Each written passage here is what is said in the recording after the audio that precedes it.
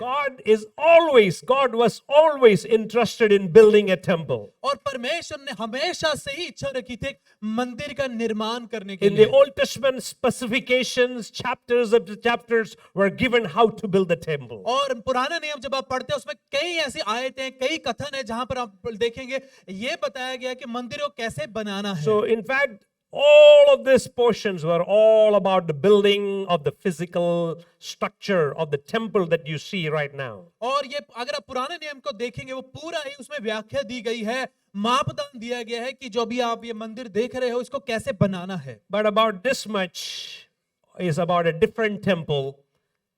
और सिर्फ ये इतना जो हिस्सा है बाइबल का ये किसी दूसरे मंदिर का जिक्र करता है। That's because of what Jesus has done to make it very simple. और क्योंकि यीशु मसीह ने ऐसा काम किया है जो इसने इसे साधारण समझने के लिए बना दिया To है, make your body a temple. ताकि आपके शरीर को मंदिर बनाया जा सके। God is not interested in building a physical structure of a temple, but He is building a temple in you. परमेश्वर इसमें रुचि नहीं रखते कि ऐसी इमारत को मैं खड़ी करूं, वो रुचि रखते कि आप में मैं मंदिर So बनाऊं। today the title of my message is called Stewardship of Our Body. तो आज मेरे संदेश का जो शीर्षक है वो है कि हमारी देह को कैसे आपने शिक्षा में लाना है, उसको कैसे तैयार The करना key है। test for our study is 1 Corinthians chapter 6 verses 19 to 20. और आज हम जिस वचन पर ध्यान देंगे वो होगा पहला करंथियों 6 अध्याय 19 से लेकर 20 आयत। I had drawn the parallelism from the Old Testament and shown to you last Sunday that God is building a temple in you and you are the temple of the Holy Spirit and how we must steward that temple right now today. और मैंने पिछले रविवार बताया था कैसे परमेश्वर आपके अंदर एक मंदिर को बना रहे हैं और कैसे पवित्र आत्मा के अभिषेक के द्वारा इस मंदिर का ख्याल हमने रखना If है। you think it doesn't matter how you take care of your body, turn with me to 2 Corinthians chapter 5 verse 10. और अगर आपको ये परवाह नहीं या पता नहीं इस देह का कैसा ध्यान रखना है तो मेरे साथ दूसरा करंथियों 5 अध्याय निकालें। 2 Corinthians chapter 5 verse 10 it says we must all appear before the judgment seat of Christ that everyone may receive the things done in his body according to that he has done whether it be good or bad. क्योंकि अवश्य है कि हम सब का हाल मसीह के न्याय के आसन के सामने खुल जाए कि हर एक व्यक्ति अपने अपने भले बुरे कामों का बदला जो उसने देह के द्वारा किए हो पाए। So the reward at the judgment seat of Christ for us is based on what we have done in this body. तो हमें क्या फल मिलेगा जब हम खुदावंत के न्याय सिंहासन के समीप खड़े होंगे, वो इस पर आधारित है कि इस शरीर में होकर हमने क्या काम किया है। So it's very important for you and I to understand that our body is not our own, it is owned by our Heavenly Father. तो जरूरी है इस बात को जानना कि हमारा शरीर हमारा नहीं है लेकिन इसका मालिक हमारा स्वर्गीय पिता है। And until and unless we understand the divine ownership of our body, we will mess around with our body. और जब तक हम इसकी हमारे ऊपर हमारा मालिक कौन है इसकी अलौकिक शक्ति को हम नहीं पहचानते, हम तब तक गलतियां करते रहेंगे। In 1 Corinthians chapter 6 verse 13, पहला करंथियों 6 अध्याय उसकी 13 आयत it says that our body is the temple of the Lord. और यहाँ लिखे है कि हमारा जो देह है वो परमेश्वर का मंदिर है, We are not our own. हम अपने खुद के नहीं हैं। Your body is a member of Christ. हमारा जो शरीर है परमेश्वर यीशु का है। Your body is not for fornication but for the Lord. परंतु देह व्यभिचार के लिए नहीं वरन प्रभु के लिए है। Because you have been brought with a price. और प्रभु की You देह have के been लिए brought with a price. और आपको उसका मूल्य चुका कर खरीदा You गया are है। required to honor God and glorify your God in your body as a good steward. तो आपको आपकी देह में परमेश्वर की महिमा करनी है ताकि आप कहलाएं कि परमेश्वर के अच्छे सीखने वाले It हैं। is important for you to understand that God owns your body आप जरूरी है इस बात को जानना कि परमेश्वर आपके शरीर के मालिक है and He wants to dwell inside of और you. वो आपके भीतर वास करना चाहते हैं। Your body is important to God for carrying His presence on earth. और परमेश्वर के लिए जरूरी है आपकी देह जिसके द्वारा वो अपनी उपस्थिति को इस धरती पर लेकर And आए। that means you need to take care of this body as a good steward. और इसका मतलब एक अच्छे चेले की तरह इस देह का अपने ख्याल रखना We should है। not defile our body for anything else. आपको आपका शरीर किसी और चीज के लिए इस्तेमाल या खराब नहीं करना। That means the overall condition of our body must be maintained and sustained well so that it will run the full long race that it is made to run and faithfully serve God. इसका मतलब है पूरे शरीर को आपको वो जैसा भी दिखता है उसका ख्याल रखना है ताकि लंबी दौड़ जो मसीह में सेवा के लिए है आप पूरी कर सकें। We must give an account to God as to how we are taking care of our body. हमें इसका बही खाता परमेश्वर को देना होगा हमने कैसे इस देह का शरीर का ख्याल रखा है। Everyone, most of you own a vehicle, हमें से ज्यादातर है सबके पास गाड़ियां हैं and especially if you have purchased a new vehicle through a dealer, और खासकर अगर किसी डीलर के द्वारा एक नई गाड़ी आपने खरीदी हो they are very good in giving you a call well before the time to tell you, is your vehicle ready for service? और वो आपकी गाड़ी की सर्विस से काफी समय पहले आपको फोन करते हैं कि उसकी सर्विस का समय हो गया है। They call me so many times, I tell them, forget it, don't call me. I know when my car needs service, I will bring it to you, I'm not going anywhere else. और मेरी गाड़ी की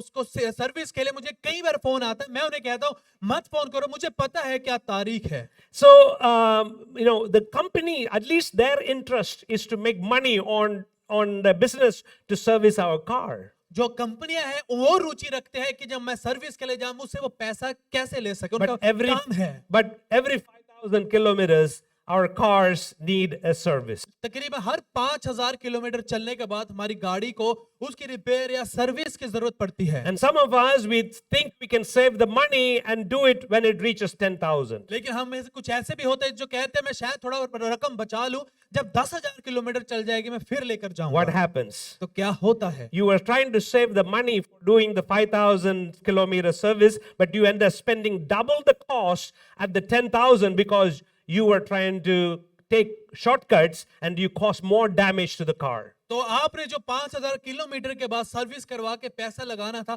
अब 10,000 kilometre के बाद उससे दुगनी कीमत आपको चुकानी पड़ रही है। And so we must take care of the cars and we must follow up on the services on the due dates. How much more this body that is the temple of God. और अगर गाड़ी के लिए हम इतना सोचना पड़ता है तो शरीर के बारे में क्या ख्याल है जो परमेश्वर का मंदिर है। Your body, as I said, is important for God to carry out His work on this earth. और आपका शरीर परमेश्वर के लिए जरूरी है ताकि उसका काम इस धरती पर चल सके। But that's very contrary to today's day and age mindset and thinking. लेकिन आज की जो पीढ़ी है, आज का जो सोच विचार है, वो इससे बिल्कुल विपरीत चलता है। You will hear teenage children talk to their parents. Often, it's my body, I will do or I want to do what I want to do. आप कई मर्तबा सुनते होंगे जो जवान बच्चे बेटे बेटियां वो अपने माँ बाप को कहते हैं ये मेरा शरीर है, मुझे पता है इसके साथ क्या करना है। I want to pierce my ear. मुझे अपने कानों को छिदवाना है। I want to put a tattoo. मुझे शरीर पर टैटू बनवाना I है। want to have this style of hair. और मुझे इस तरह के बाल Or रखने I want to हैं। color my hair this way. या मुझे इस तरह का रंग करना है बालों And में। the parents will tell you, beta, ये आपके लिए अच्छा नहीं है. ऐसा कहते हैं। But you have to translate it for me in English now. So then, what do the children respond? तो बच्चे हैं उनका प्रत्युत्तर क्या होता है? It's my body, let me do what I want. वो कहते हैं ये मेरा देह है, मेरा शरीर है, मुझे जो करना है करने दे। Only later on, when they get certain age, they realize they made a big mistake of doing what they did. लेकिन जब उनकी उम्र बढ़ जाती है तब जाकर उन्हें याद आता है कि मैंने उस समय कुछ गलती कर दी। We have a brother in our church design and do tattoo business. और हमारी कलीसिया में भाई हैं जो टैटू का काम करते हैं। But I saw that he himself don't have any tattoo. और मैं देखता हूँ खुद के ऊपर उन्होंने कोई टैटू नहीं बनवाया। But he does tattoo for others to make a living. दूसरों के लिए वो टैटू बनाते क्योंकि उनका रोजगार है। You talk to him, he will tell you that a lot of people who do tattoos now, they regret later in their life, why on earth I did this tattoo on my hand. और अगर आप उनसे बात करें वो भी आपको बताएंगे जितने लोग टैटू छपवाते हैं बाद में जाकर वो उस चीज के बारे में बुरा फील करते हैं कि मैंने क्यों लगवाया। They walk into an interview room and the CEO sees a little bit of the tattoo and that's the end of your job opportunity. और कई बार बड़ी नौकरी के लिए जब आप जाते हैं अगर वहां का मालिक आपके शरीर पर टैटू देख ले वहीं पर आपको मना कर देता है। But they see people like Virat Kohli or Dhoni, but Dhoni I don't think he has any tattoo, but Virat Kohli and many of these demigods of cricket, they have tattoo all over their body. और विराट कोहली बड़े बड़े जैसे मशहूर लोग हैं आप देखेंगे उन्होंने पूरे शरीर पर ऐसे टैटू बनवाए हुए हैं। And then everybody is copying them and making tattoos all over their body. और जो उनके फैन है उनको कॉपी करके वैसा ही टैटू वो भी छपवाते हैं। These people who is copying these guys, they don't realize that Virat Kohli is considered a demigod in India. और वो जो लोग विराट कोहली की के जो उसे पसंद करते हैं उसके जैसा टैटू छपाते, वो नहीं जानते कि लोग तो उसको एक तरह से ईश्वर करके जानते हैं। उनको पूजा करते हैं। Cricket is God and Sachin is their God. That's a saying, no? और वो यही कहते हैं कि ये तो ईश्वर की तरह Cricket is है the religion, Sachin is their God. कि वो ऐसा भी कहा जाता है भारत में जो एक धर्म है क्रिकेट और उसका भगवान सचिन है। So, but they don't need to get an employment or they don't have billions of dollars in their bank account. Everybody is at their feet to do anything, whatever they ask. So they don't need to care about tattoo or no tattoo. तो ये जो बड़े बड़े लोग होते हैं इन्होंने कहीं जाकर इंटरव्यू नहीं देना, ये करोड़ों अरबों के स्वामी मालिक होते हैं, लोग इनके पास आते हैं काम के लिए। You are not Virat Kohli to copy what he does. आप विराट कोहली नहीं है कि मुझे वैसा ही करना है जैसा वो करता है। Amen? आमीन। So the Bible tells us to be good steward of our body. इसलिए बाइबल हमें सिखाता है इस देह का जो ध्यान है वो हमें खुद रखना है। You have to give an account for what you did with your body. आपको जवाब देना होगा जो कुछ आप अपने शरीर के साथ करते हैं। So stewardship, whatever stewardship, like now Sam and Saba are enjoying their beautiful baby, Rajesh and Nitika are enjoying their beautiful son, and we have others, Upasana, they have a beautiful daughter.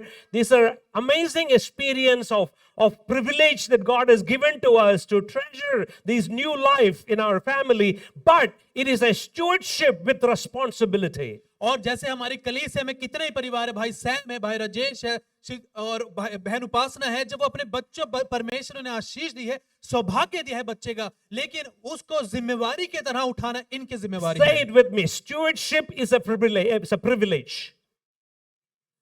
Stewardship is a privilege. Do not neglect your privilege.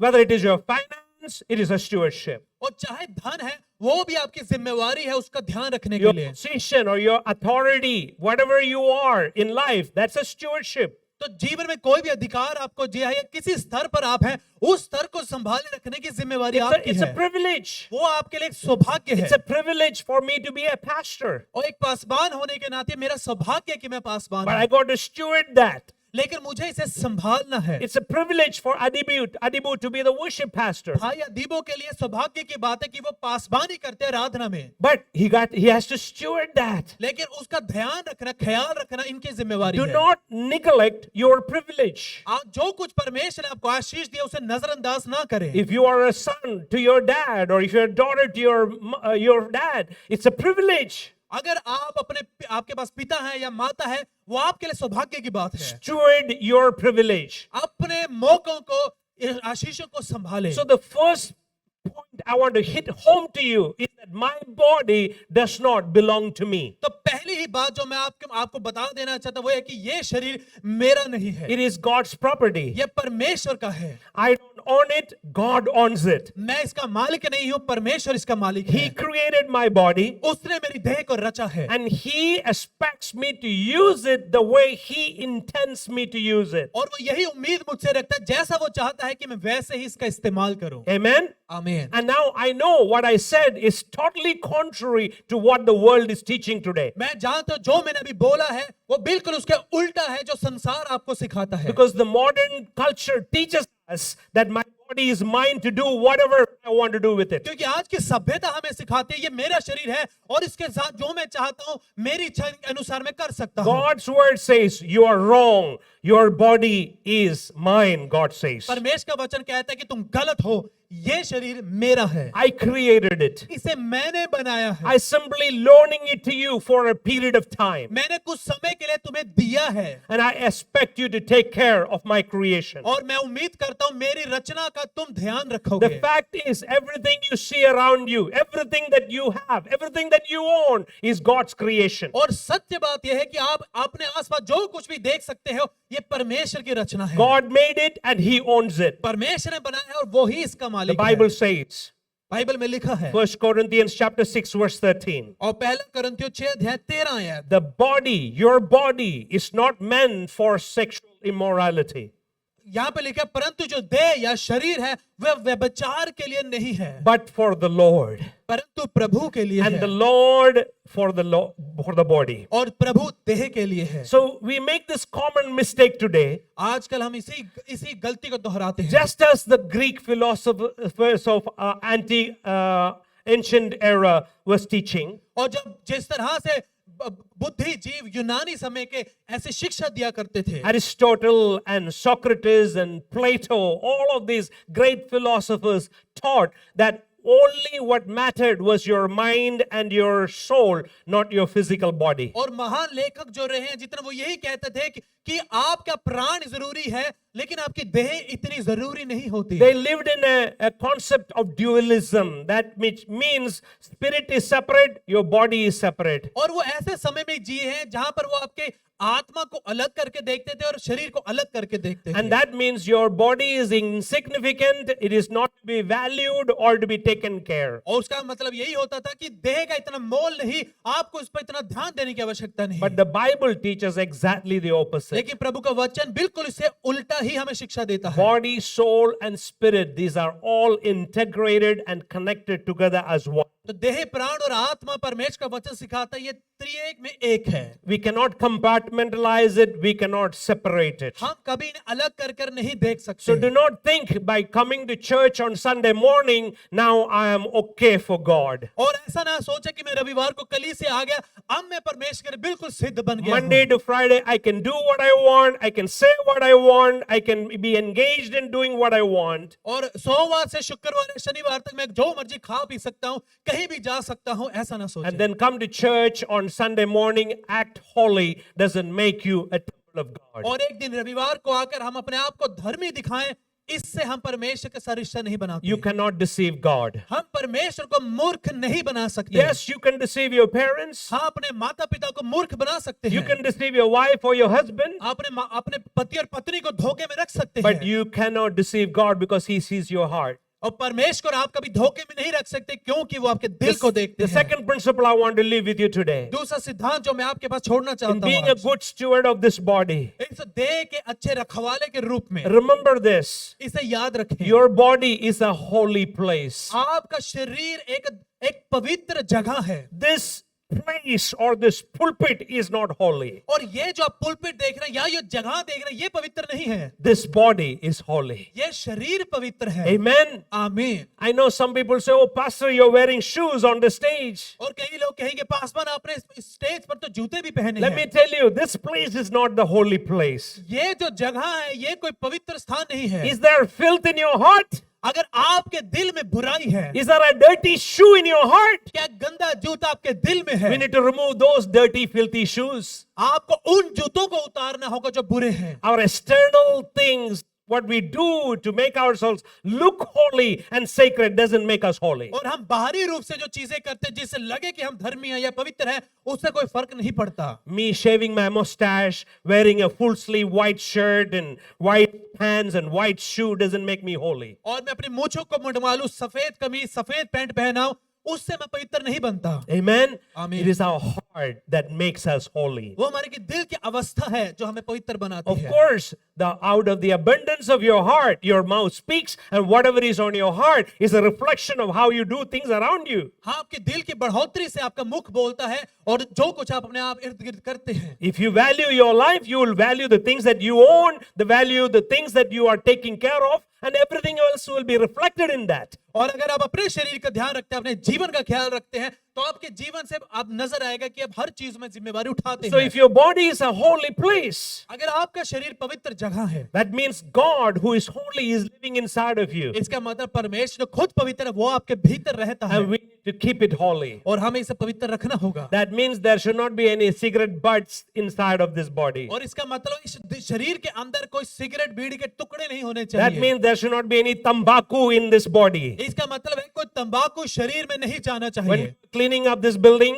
और जब हम इस इमारत को साफ कर रहे थे many of these switchboards did not have plugs. और यहाँ पर जितने स्विच बोर्ड लगे इसमें कई में प्लग नहीं थे There was big holes on the wall. और उसमें सिर्फ छेद थे दीवारों में। But the workers who are working here filled the holes with tobacco that they used. और यहाँ पर जो मजदूर काम करते थे इन गड्ढों को उन्होंने अपने तंबाकू से भरा था। So when we were sweeping up the place, there was a whole heap of tobacco packets, that were putting under the tongue, put inside these walls. और वो जो भी नशे की चीज का इस्तेमाल करते तंबाकू वो यहाँ से निकल रहा था। When I come to your house, जब मैं आपके घर आता हूँ, you will clean the house, of course. आप जरूर अपने घर की सफाई But करेंगे, if you sweep everything under the carpet, लेकिन अगर आप पैदान के नीचे सब कुछ गंद डाल देंगे thinking Pastor James won't see it, और सोचेंगे पासवान को कौन सा दिखेगा, is your house really clean? क्या आपका घर सच में साफ है? My policy always in my house is clean those places that nobody sees. और मेरे घर में ये एक कानून है, वो जगह जरूर साफ करें जिसे कोई देखता नहीं। That's what determines the cleanliness of your house, और वही आधार है ये बताने का कि आपका घर साफ है कि नहीं। not the place where people see. सिर्फ वही जगह नहीं जो लोगों को दिखती है। So I always look places that nobody else sees. और इस समय हमेशा वही जगह खोजता हूँ जो किसी और को नहीं नजर आती। I can always find dust and always find cobwebs in places that nobody else spots. और जहां ऐसे छोटी छोटी जगहों को मैं खोज सकता हूं जहां मुझे थोड़ी गंदगी मिलेगी। We must be careful not to judge the person based on their external appearances, और इसलिए बड़ा ध्यान रखना चाहिए कि हम बाहरी रूप से ही किसी का न्याय ना करें, but judge a person based on their inside. लेकिन किसी इंसान को पहचाने उसकी गहराई So से अंदर से कैसा in है। this test, Apostle Paul is speaking about people pursuing worldly pleasures for their body. और इस खास भाग में प्रेरित पौलुस उस बात का जिक्र कर रहे हैं कि कैसे लोग इस देह के लिए काम करते हैं संसार में। Verses 12 to 20. और 12 से 20 आयत, Engaging in worldly pleasures to make our body feel good. और दुनिया में जो जिस चीजों से आपको आनंद मिल सकता है उसी चीज में हमेशा जब खोए रहते हैं Whether आप, it is drugs, चाहे वो नशे की चीजें हो, alcohol, शराब हो, chocolate, या चॉकलेट हो, excessive drinking of coffee or tea, और हद से ज्यादा चाय या कॉफी भी पीना, or you're a fitness freak, या आप बहुत ही ज्यादा कसरत करते or हैं, gaming on the computers, या कंप्यूटर पे हमेशा आप गेम खेलते रहते हैं, anything that you do to bring pleasure to your body. और कुछ भी ऐसी चीज जिससे आपका शरीर खुश हो।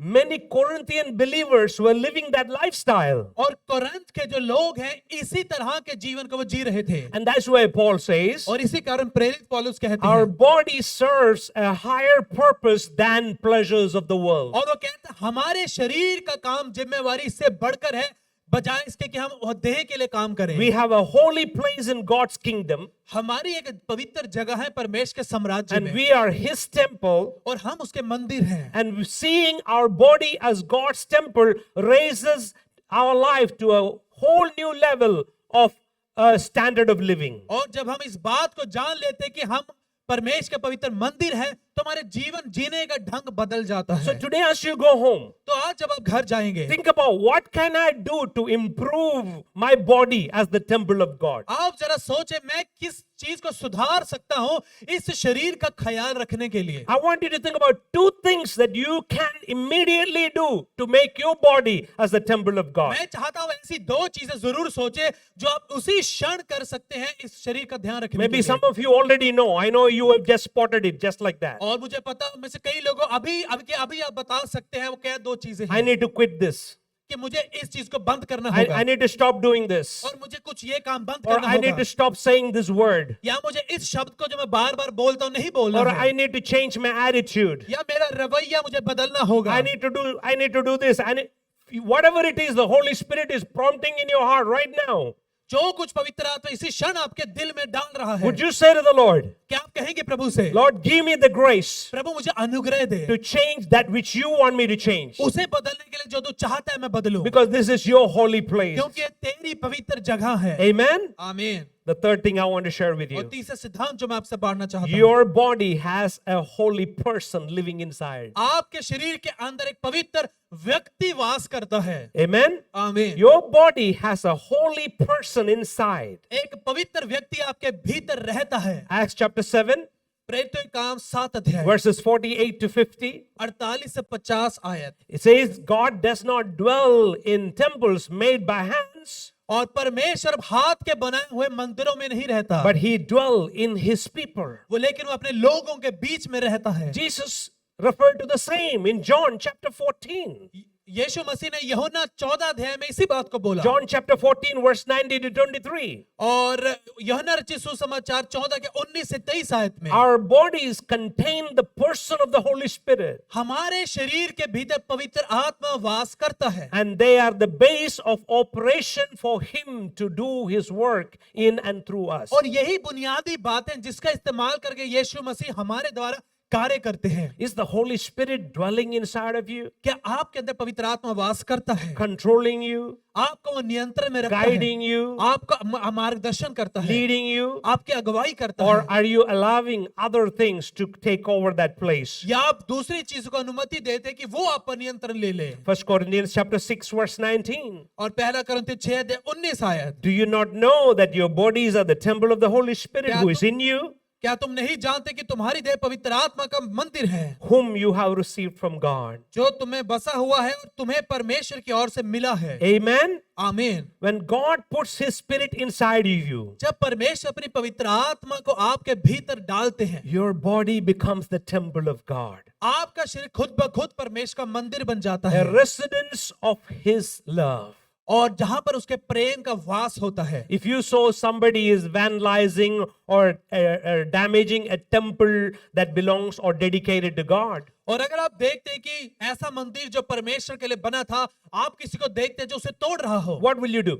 आप क्या करेंगे? If you see somebody is destroying a church, अगर कोई व्यक्ति आके कलीसिया को तबाह करे, तोड़े, तो आप क्या करेंगे? they're putting the church on fire, the church building on fire. या कलीसिया है, उस इमारत को कोई आग लगा रहा है, तो आप क्या करेंगे? Today across India, that is happening in many places. और पूरे भारत में ऐसा कई जगह पर हो रहा है। When you see that, what thought come to your mind? जब आप ये देखते हैं तब क्या विचार आपके मन में आता है? गुस्सा आता है?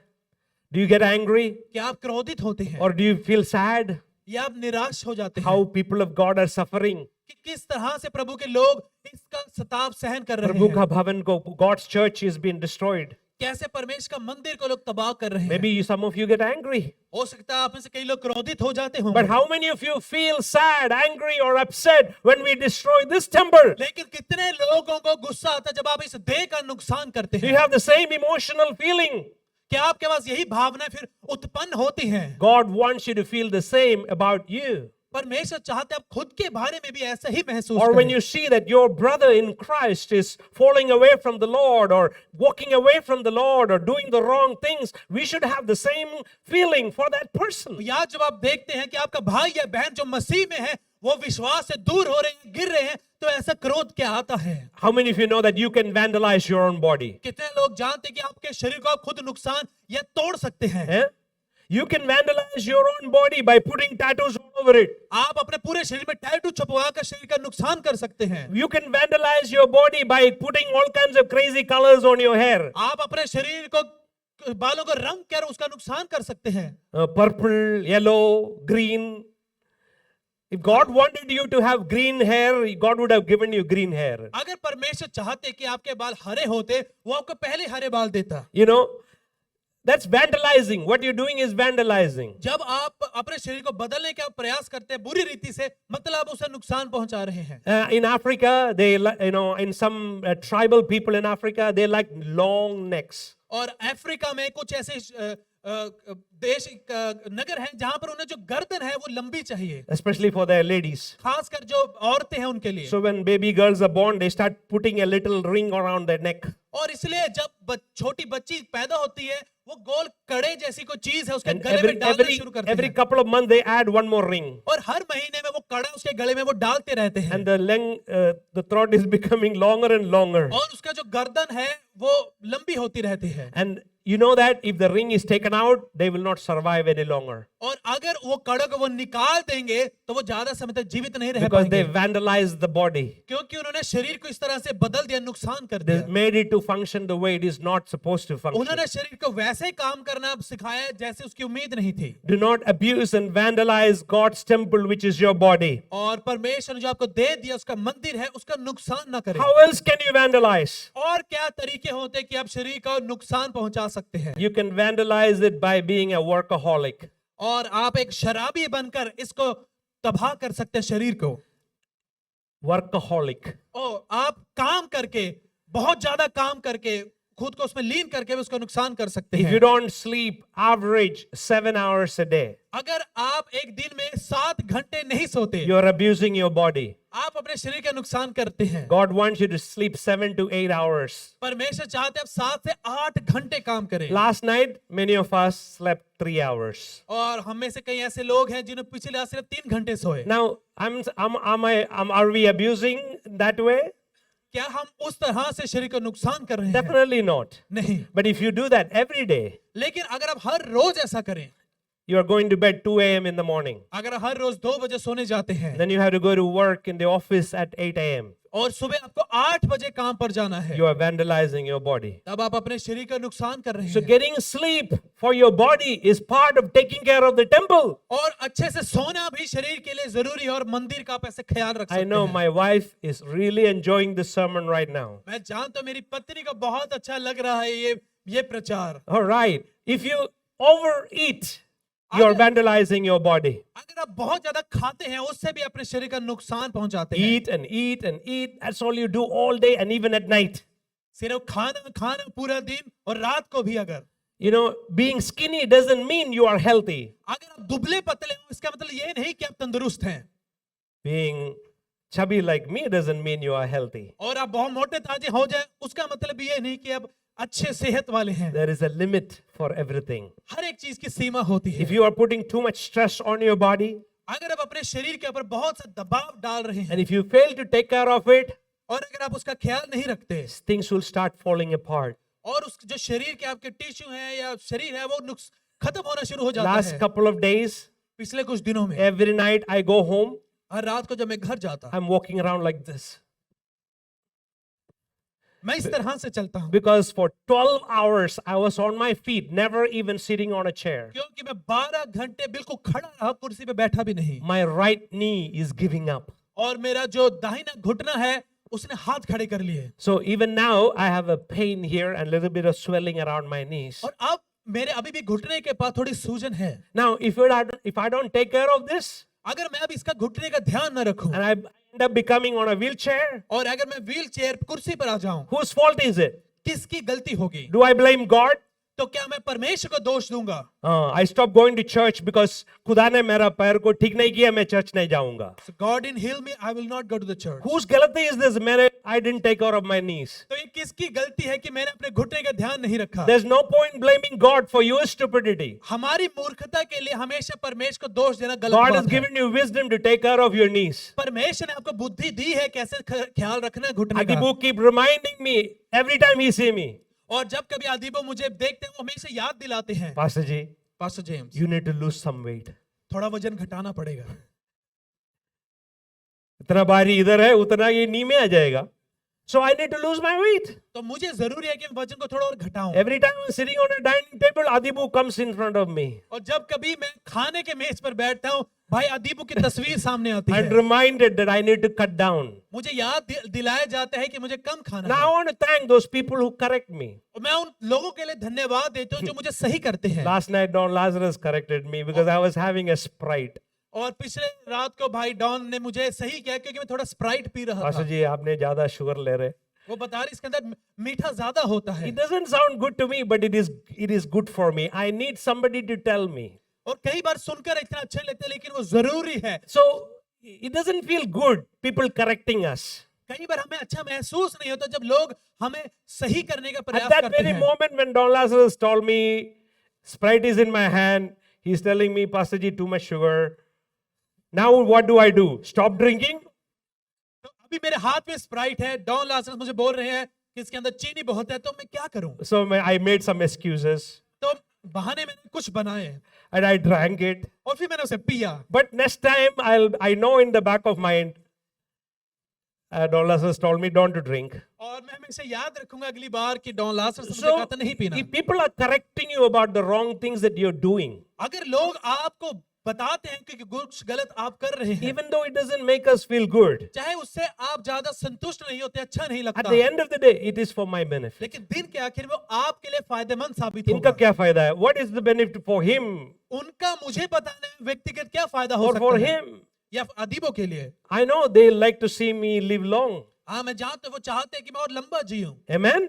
So आमीन। take things in that sense when people are advising us of what is good and what is bad for तो us. जब लोग आपको सलाह देते तो आप हमेशा उसे सकारात्मक रूप से लिया If at the करें। age of 54, I need people to tell me how much more you, who is 14, 15, 16, 17. और अगर 94 साल की उम्र में लोग मुझे बताते हैं क्या सही करना है, आप जो 14-15 साल के अभी आपको कितना सीखना है, Do not vandalize your body. तो अपने शरीर को कभी नुकसान ना पहुंचने Number दें। 4. चौथी बात, I'm going to close my message here. और मैं संदेश के साथ समाप्त करूंगा। Your body आपका शरीर, had paid, or your body is purchased with a hefty price. आपकी देह शरीर को एक बड़ा मूल्य चुका कर खरीदा गया है। Before you say that my body doesn't matter, और इससे पहले कि आप कहें कि मेरे शरीर की कोई परवाह नहीं करता only है, my spirit matters, या बस मेरी आत्मा ही जरूरी है। remember that God created both your body and your soul. याद रखें परमेश्वर ने ही आपके देह आपके प्राण को रचा Your है। body also was purchased with a great price. आपके शरीर को भी बड़ा मूल्य चुका कर खरीदा गया था। We see in 1 Corinthians chapter 6 verse 19 to 20. हम अब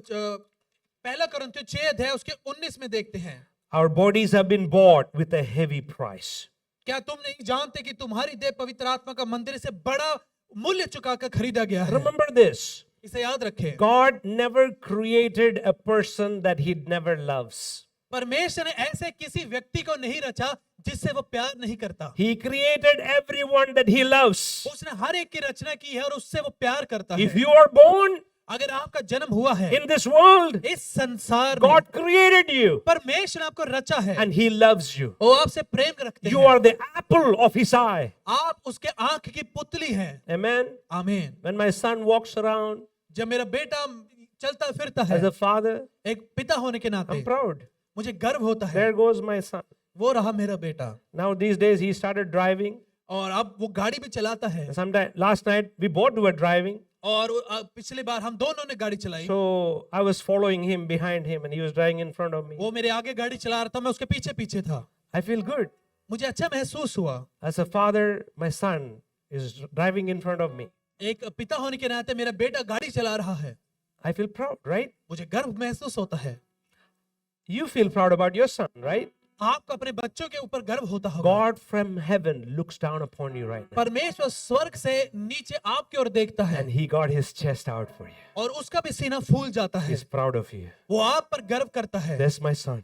ये मेरा बेटा है, That's my daughter. ये मेरी बेटी है, My apple of my eye. मेरी आंख की पुतली है। Amen.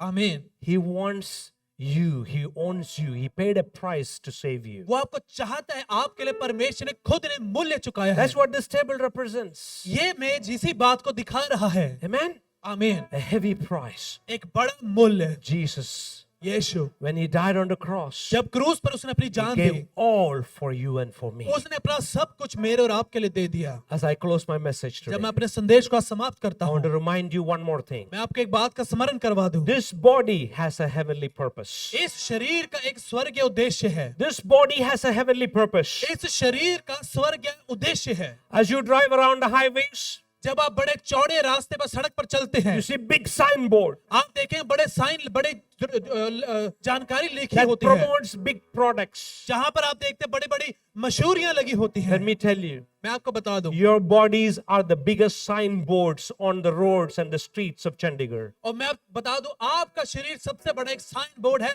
जब आप चंडीगढ़ नगर में चलते हैं। Your body is supposed to reflect the goodness, the character, and the awesome love of God. और आपका शरीर दिखाए परमेश्वर के चरित्र को, उसके प्रेम को, उसके अनुग्रह को। Hallelujah. Hallelujah. Our body, of course, is designed to have God's own designed pleasures. हमारे शरीर के जरूरी है कि जो परमेश्वर ने इसके आनंद उठाने की चीजें रखी हैं, उसका ये आनंद भी उठाए। God created food for our pleasure. हमारे आनंद के लिए परमेश्वर ने भोजन को रचा है। God has given us sleep for our pleasure. हमारा सोना परमेश्वर ने रचा है। And within the parameters of your marital life, there are pleasures that God has designed. और एक विवाहित जीवन के आनंद उठाने के लिए परमेश्वर ने मौके दिए हैं। Amen. आमीन। But outside of that parameters, लेकिन इस उस सीमा से बाहर, we are defeating the purpose of God for which it is created. अगर हम कुछ भी गलत कर रहे हैं तो हम परमेश्वर के उद्देश्य से दूर होते हैं। Amen. आमीन, Hallelujah. Hallelujah. And so God expects us to take care of our body. परमेश्वर हमसे उम्मीद रखते, अपेक्षा रखते हैं कि शरीर का हम ध्यान रखें। How many of you will say, I will take care of my body? कितने लोग कहेंगे मैं अपने शरीर का ध्यान The रखूंगा? way I live my life,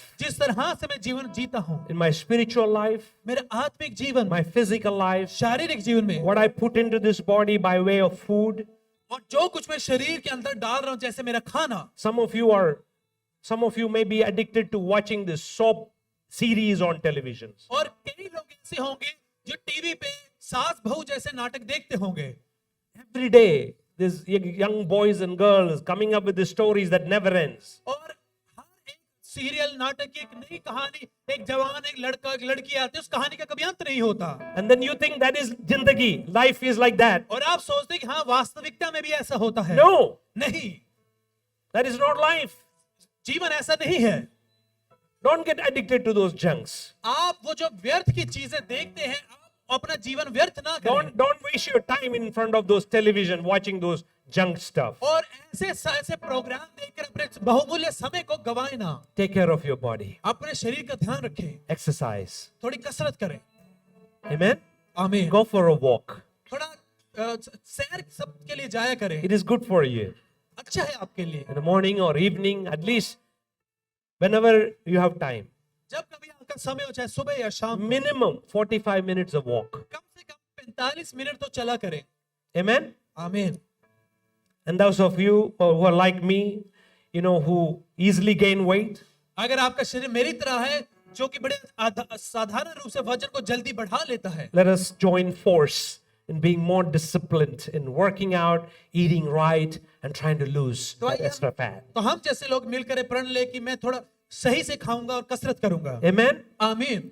How many of you will say, yes, Lord, कितने लोग कहेंगे हाँ प्रभु, I'll control my tongue, और मैं अपने जुबान को नियंत्रण में रखूंगा, I'll discipline my ears, और मैं अपने कानों को अनुशासन में लाऊंगा, take care of my mind, मैं अपने मन को, मस्तिष्क को नियंत्रण में रखूंगा, use these hands for the things of God, इन हाथों को परमेश्वर के लिए इस्तेमाल करूंगा, walk places where God wants me to walk, उन जगहों पर जाऊंगा जहां परमेश्वर मुझे चाहता है मैं जाऊं, use my finances for the things of God, परमेश्वर की चीजों के लिए अपने धन का इस्तेमाल करूंगा, use my intellect and my capacity to take care of my family and stay focused on seeing that I reach my destiny in heaven. और इस बुद्धि का जो परमेश्वर ने दिया मैं इस्तेमाल करूंगा अपने परिवार का ख्याल रखने के लिए, और परमेश्वर ने जो मेरे उद्देश्य रखा उसको पूरा करने के लिए। Can I give you one more shock? क्या मैं आपको एक और खबर दूं? Look at 1 Corinthians chapter 6 verse 14. आप पहला कोरिन्थियों 6 अध्याय 14 आयत को देखिए। 1 Corinthians chapter 6 verse 14. पहला कोरिन्थियों 6 अध्याय 14 आयत। By his power, God raised the Lord from the dead, and he will raise us also. परमेश्वर ने अपनी सामर्थ से प्रभु को जिलाया और हमें भी जिलाएगा। How did the Lord raise Jesus? परमेश्वर ने यीशु मसीह को कैसे जिंदा किया, जिलाया कैसे? In his body or some kind of ghost? और उसके शरीर में उसको जिलाया या कुछ भूत या आत्मा के रूप में उसे जिला दिया? In his body. उसके शरीर में उसे जिलाया, जिंदा किया। After he rose from the dead, he walked around with the disciples for 40 some days. और उसके बाद 40 दिन तक यीशु मसीह देह में होकर लोगों के बीच में जिंदा होने के बाद चला है। And it says, you will be raised just as the Lord was raised. यहाँ लिखा है आपको वैसे ही जिलाया जाएगा जैसे यीशु मसीह को जिलाया गया है। So what does that mean? इसका मतलब क्या होता है? One day when you die जिस दिन हम इस संसार को त्याग देंगे and the Lord returns, और प्रभु यीशु जब वापस आता है, the dead in Christ will be raised first. और वो जो यीशु मसीह में सो गए हैं वो पहले जिंदा किए जाएंगे। And then those of us who are alive, if you happen to be alive, you will be taken up just like that. और आप और मैं अगर तब तक हम जीवित रहते हैं तो हमें ऐसे ही उठा लिया जाएगा। iPhone releases a new version or a new model almost every 2 years. और हर 2 साल में जो आईफोन ब्रांड है वो नया अपना फोन निकालता रहता है। And they put software in such a way that you keep buying their new phones. और वो इस तरह की चीजें उसमें डालते रहते हैं, सॉफ्टवेयर डालते कि आपके अंदर इच्छा जागरूक होती है कि मैं उसे खरीदूं। God is going to put a new software in us. परमेश्वर हमारे अंदर एक नया सॉफ्टवेयर डालेंगे There is going to be a 2.0 James Chaco coming out और एक दूसरा वर्जन जेम्स चाको का बाहर आएगा with no new iOS, और उसका जो चलाने का सिस्टम होगा वो नया होगा internal operating system, जो उसके अंदर चलाने का इंजन है सिस्टम है वो नया डाला जाएगा no blood pressure, उसमें कोई रक्तचाप नहीं होगा no sugar, कोई मधुमेह नहीं no diabetic, nothing. कोई बीमारी नहीं It will be a perfect body. वो बिल्कुल सिद्ध शरीर देह होगी This body that you take care, इस शरीर का जिसका आप ध्यान रखते हैं the Bible says, बाइबल में लिखा है will be raised up, इसे जिंदा किया जाएगा but in perfect condition. लेकिन सिद्ध रूप से जिलाया जाएगा Hallelujah. हाँ,